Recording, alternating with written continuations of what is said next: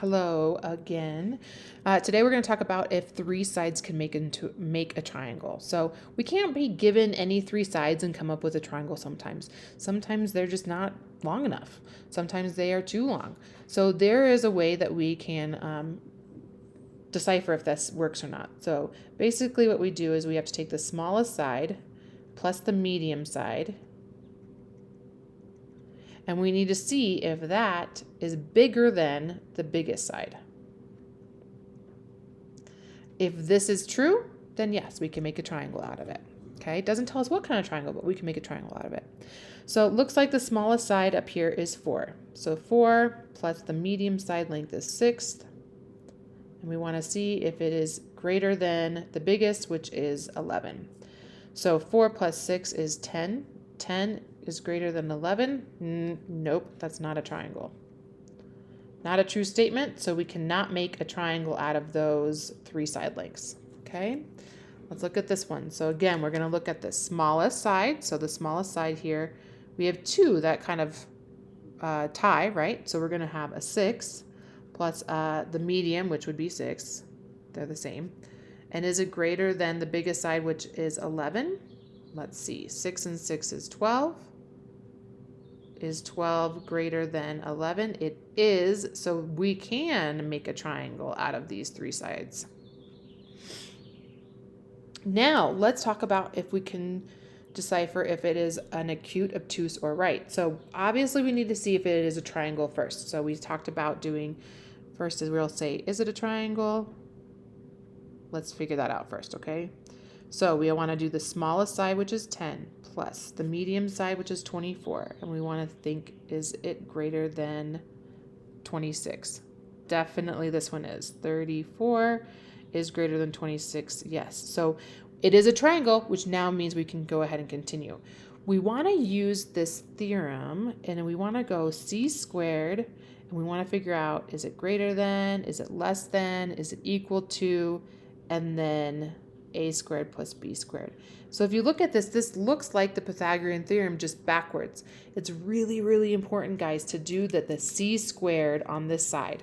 Otherwise, that inequality sign gets a little bit tricky, okay? So basically we want to say, okay, is this bigger than?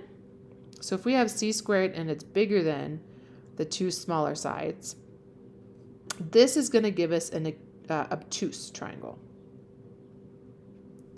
If we have c squared is less than a squared plus b squared, this is going to give us a acute triangle. And then hopefully, this is a little obvious, if we have c squared equals a squared plus b squared, we get a right triangle. So now let's see what we got. Okay, so c has to be the biggest side. So the biggest side out of that we have here is 26. A and B, doesn't matter. So 26 squared, and we want to see what is it, greater than, less than, or equal to, and then the two smaller sides. So 10 squared and 24 squared. So 26 squared is 676.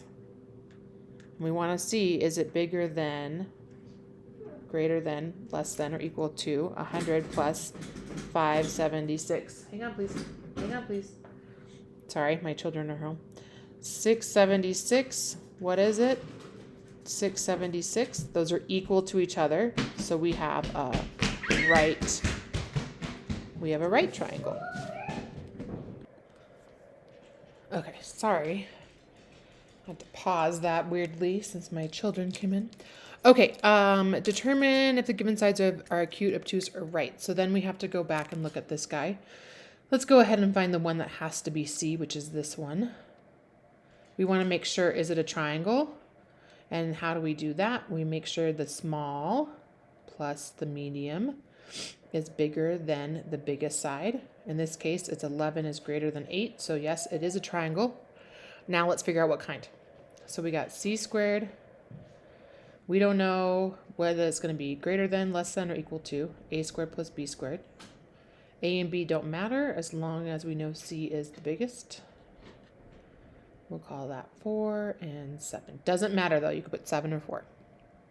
So we get 64, 16 and 49, 64, 16 and 49 is 65. So 64 is less than 65. When it's less than, it means it's an acute triangle.